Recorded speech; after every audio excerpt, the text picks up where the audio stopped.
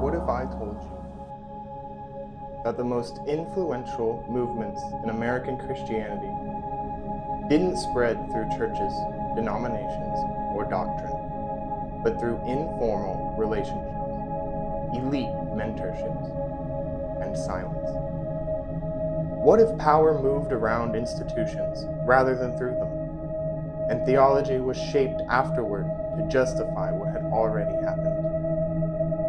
Today, we're going to trace a line most people miss. It starts with the Oxford Group in the early 20th century, moves to Doug Coe and the family, and cuts through the conservative takeover of the Southern Baptist Convention, flows into reformed evangelical elites like John Piper, and finally lands on the very things we're seeing today in Minnesota. Let me be clear. This is not a conspiracy theory. This isn't a made-up story. There are no secret membership cards. There's no smoky back room where all of these men met at one time. This is a story about how power actually works. It's about a specific operating system of authority that values influence over transparency, and how that system has quietly become the backbone of modern evangelical leadership. Most people get this wrong from the very start, and when critics look at a pastor or politician and ask, was this person a member of the family, or did they sign up for the Oxford Group? They're asking the wrong questions. The family, like its predecessors, did not believe in membership. In fact, they actively avoided it. To understand this, you have to go back in the roots. The Oxford Group, later known as the Moral Rearmament, and eventually the Fellowship Foundation, famously led by Doug Coe. These movements weren't trying to build a new denomination. They rejected creeds, and they rejected formal voting structures. They rejected transparency. Instead, they emphasized key men. The idea was simple. If you win the leader, you win the masses. But you don't win the leader by inviting him to a public church service. You win him through elite discipleship, personal loyalty, and absolute privacy. Power doesn't flow through offices or bylaws. It flows through relationships. This design gives them something critical: plausible deniability. If there is no membership roll, you can never prove who is in, and if there are no minutes taken, you can never prove what was decided. This allows influence to move without accountability. A feature, not a bug, of this system. Doug Coe, the longtime leader of the fellowship, had a famous phrase, Jesus plus nothing. On the surface, to an evangelical ear, that sounds beautiful. It sounds pious. And it almost sounds like Reformation. Sola Scriptura.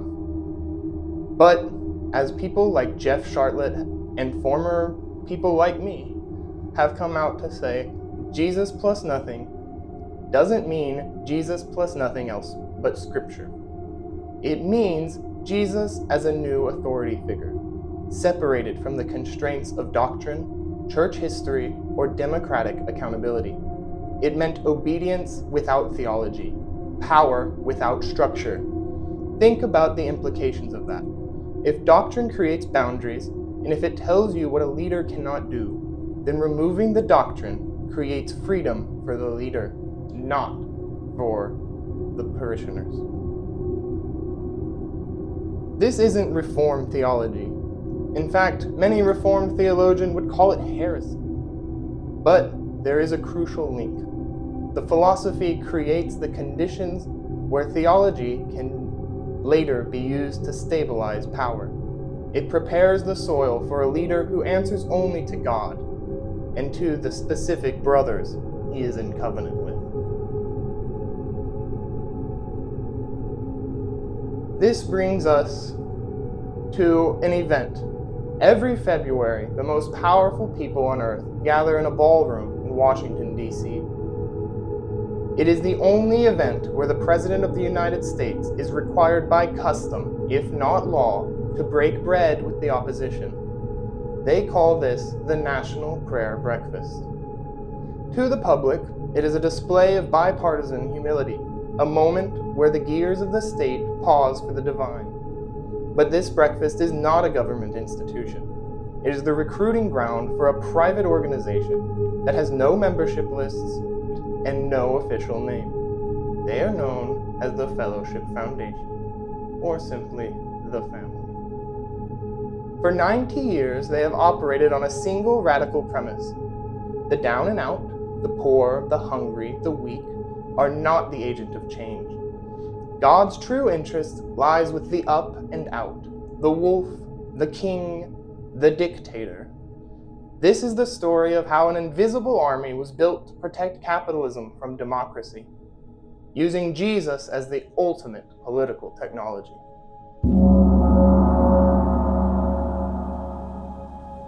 This all started in 1935. Seattle, a city on the brink. The Great Depression has radicalized the working class. The red menace of socialism is knocking at the door, and in the middle of this chaos is a man named Abraham Vereide. Abraham Vereide was a Norwegian immigrant, a Methodist pastor, who had spent years feeding the poor. But he became disillusioned, and he looked at the bread lines and saw failure. He looked at the labor unions and saw the devil. And one night in April, terrified by the growing power of the unions, Vereide claimed to have had a vision. But God did not appear to him as a carpenter, a working-class individual. According to Vereide's own journals, God appeared to him in the form of the mayor of Seattle. The message was very precise. You have been working with the wrong people. Vereide believed God had told him that Christianity had it backwards for 2,000 years, and you don't build a kingdom from the bottom up. You build it from the top down. You convert the key man, the leader, and the masses will fall in line. Vereide called this up and out evangelism. He gathered 19 Seattle's wealthiest industrialists for a breakfast, and they weren't there to repent of their greed. They were there to be told that their wealth was a sign of God's favor. Their union busting wasn't politics, it was spiritual warfare.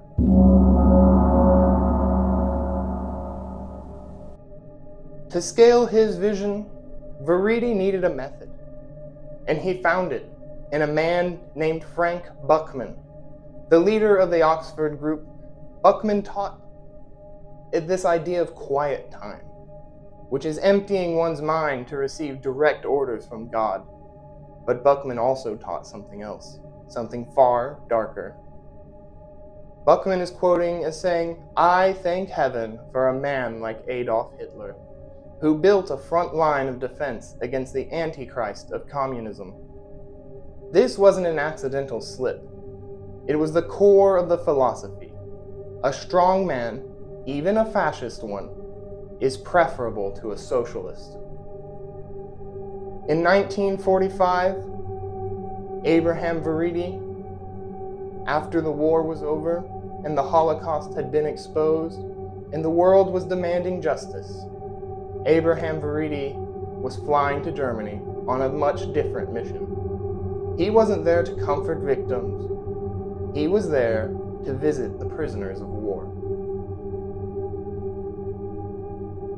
Veridi gained access to camps holding Nazi leaders, and in his diary, he didn't describe monsters, he described misguided men of capacity, and he believed that the Nazi leadership possessed the discipline and the traits of command that God needed, and he wrote of a cell of Nazi officers who gathered to pray with him.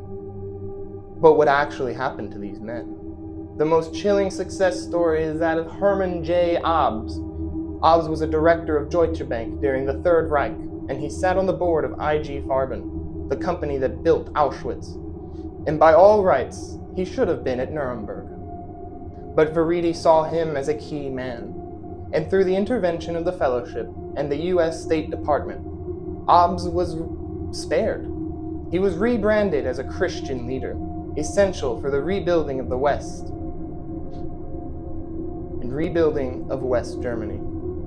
The man who financed the war machine became the architect of the European economic miracle, all while being spiritually mentored by the Fellowship.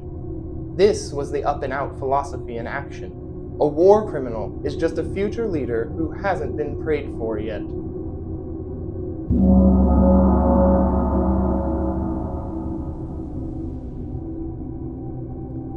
Back in America, Veridi began building his domestic front. But he didn't work alone. He relied on a network of hard right activists and lobbyists who formed what people have called the American Axis. And at the center of this web was a man named Merwin K. Hart. Hart was a corporate lobbyist who openly praised General Franco's fascist regime in Spain as a model for Christian governance. He was a connector, linking the anti-Semitic fervor of Father Coughlin with the deep pockets of American industry. Veridi and Hart worked in lockstep, believing that the American democracy was too weak to resist communism without a strong hand. Together, they set their eyes on a crown jewel of American Axis, Henry Ford. Ford was already a hero for the far right. He was the only American mentioned by name in Mein Kampf. But spiritually, he was a mess. Abraham Veridi described him as a believer in reincarnation who was befuddled by Eastern mysticism. Veridi became Ford's spiritual handler, and his mission was to untangle Ford's mind. He stripped away the mysticism and replaced it with the Fellowship's theology of power. Ford surrendered, and the American Axis now had the engine of American capitalism behind it. With the money secured, they needed the political legitimacy, and they targeted the White House, Dwight D. Eisenhower. A man who had defeated the fascists was now being courted by the men who recruited them. Eisenhower was skeptical at first, but he was a river brethren, and at his heart, he knew that in order for America to go further, he would have to connect with these men, or so he thought given his religious ties. The family used a man named Billy Graham to bait Dwight D. Eisenhower. Graham was able to convince Dwight D. Eisenhower that the presidency was a lonely burden that only God could share, and in 1953 Eisenhower attended the first national prayer breakfast. The trap was shut. The state and the Fellowship were now fused. Many people attribute Nixon's law and order rhetoric directly to Abraham Veridi. Weaving through all of this was a man named Norman Vincent Peale, the wedding man. He officiated the union of Nixon and Eisenhower family, notably Nixon's daughter and Eisenhower's grandson. He was the pastor for a young real estate developer named Donald Trump. And Peale taught Trump that winning was a sign of faith, and that attitude, that Jesus wants you to win, is in the DNA of the modern Fellowship.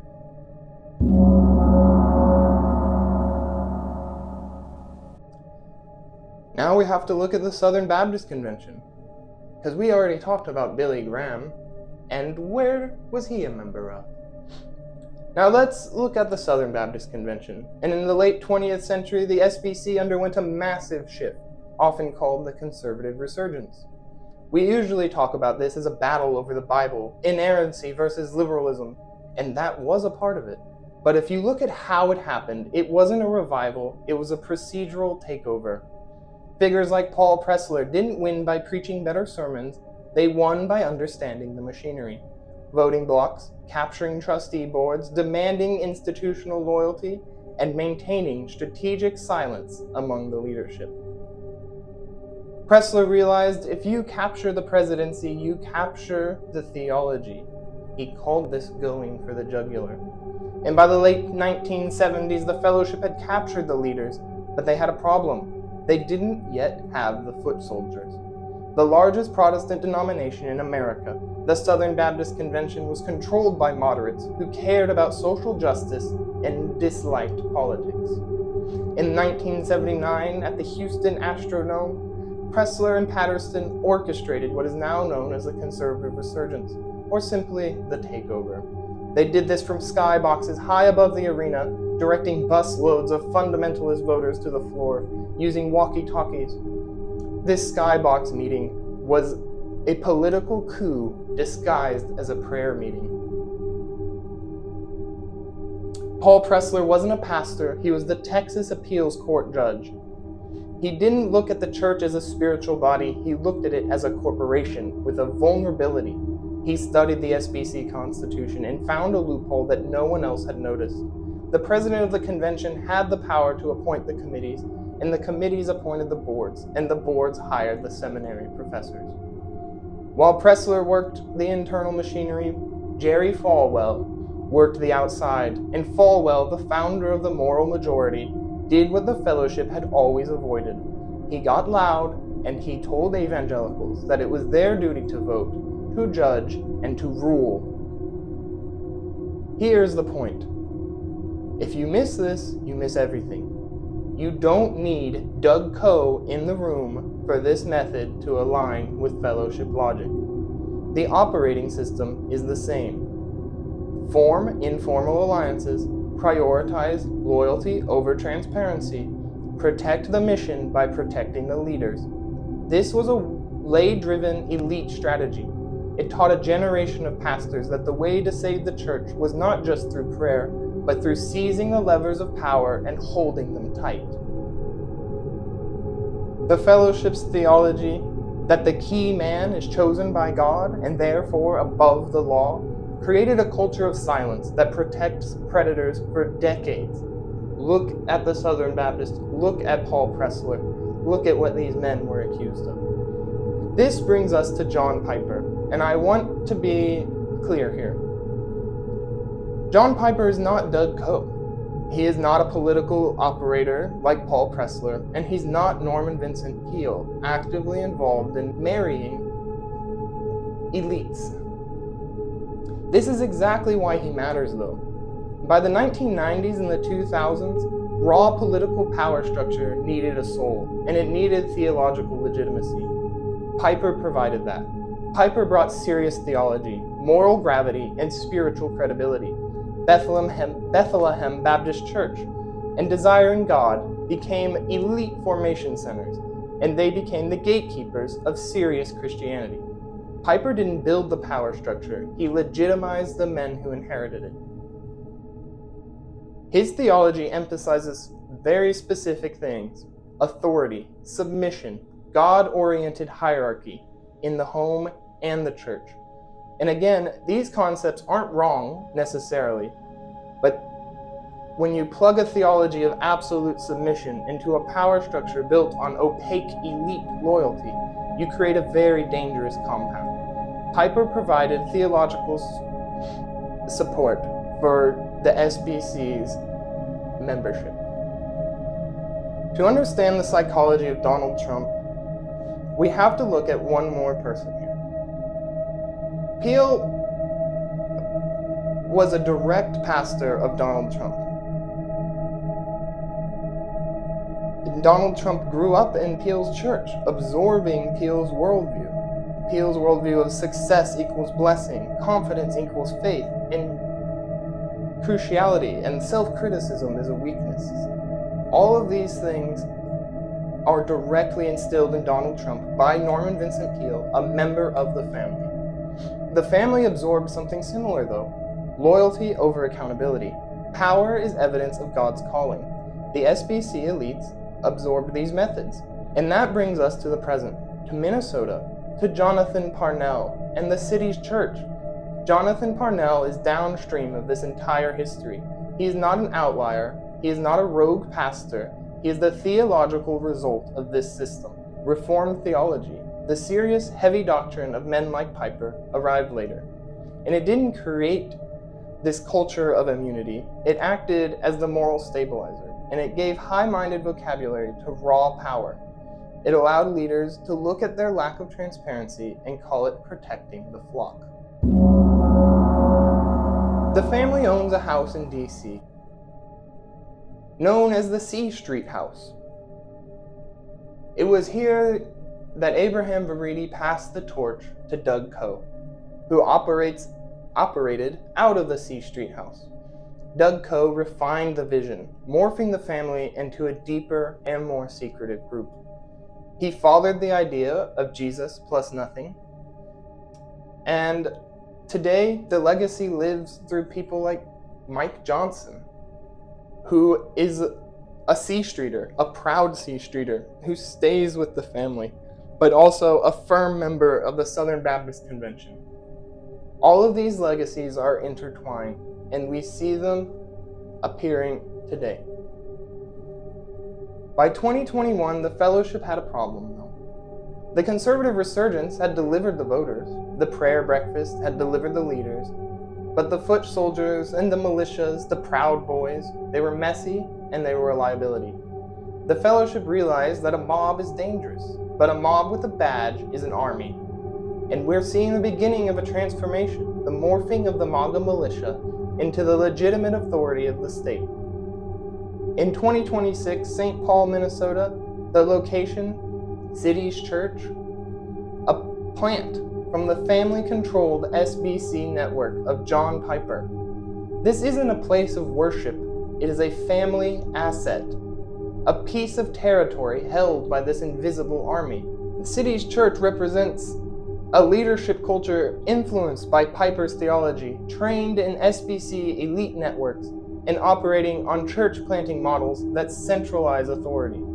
So when we see controversy erupting in Minnesota, whatever it's regarding, immigration enforcement, public confrontations, or how the church interacts with the city, we need to understand the scale of what we're looking at. This isn't a local dispute or personality clashes that caused Don Lemon to be arrested. You're seeing a public that is no longer willing to defer to the opaque religious authority, colliding head-on with leadership culture that has been trained for decades to expect deference. The pastors are shocked because their authority model assumes they are the key men. The public is shocked because they see an institution that refuses to explain itself. When journalist Don Lemon attempted to report on the protests at the church, the response wasn't a simple press release denouncing it. It was immediate physical removal by federal agents, and the charge against Don Lemon: conspiracy against rights. This is the new model. The fellowship's assets, their churches, their C Street houses, their businesses, their political leaders, are becoming fortified. And the plan is to use a weaponized ideological border force, not just to patrol the Rio Grande or secure the nation's borders, but to patrol the perimeter of the family's power. Abraham Veridi wanted an invisible army, and he's finally getting a visible one. They are trading the red hats for federal badges, and their mandate is no longer just to win elections. It is to protect the family's assets from the public they rule.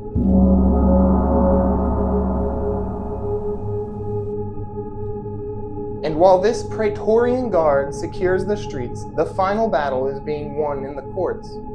For 90 years, the fellowship was a Protestant game, but they lacked the intellectual discipline for constitutional warfare. They needed the Catholic legal movement. Enter Leonard Leo, a devout Roman Catholic and head of the Federalist Society. Leo is the architect of the modern Supreme Court. The fellowship formed the ultimate alliance. Evangelicals supply the muscle, the ICE militias, the voters, but Catholics supply the mind, the judges, J.D. Vance. This is the Catholic pivot. It explains the rise of J.D. Vance, a Catholic convert backed by Peter Thiel. They represent the final synthesis of high tech, high finance, high church, and high state. Just look at the Supreme Court today. It is dominated by conservative Catholics. The overturning of Roe v. Wade wasn't a victory for the Bible Belt. It was the triumph of a specific Catholic legal strategy, executed by a court the fellowship helped install. Abraham Veridi's vision is becoming complete. They have the money, they have the law, and they have the sword. The army is no longer invisible. It is the state. I will make a video all about the Catholic pivot and how the Catholics play into all of this. Because as we've even seen with Father Coughlin, they've been a part of this for a while. But we are currently seeing what I believe may be a great schism within the Catholic Church. We shall have to see. Stay tuned, and goodbye.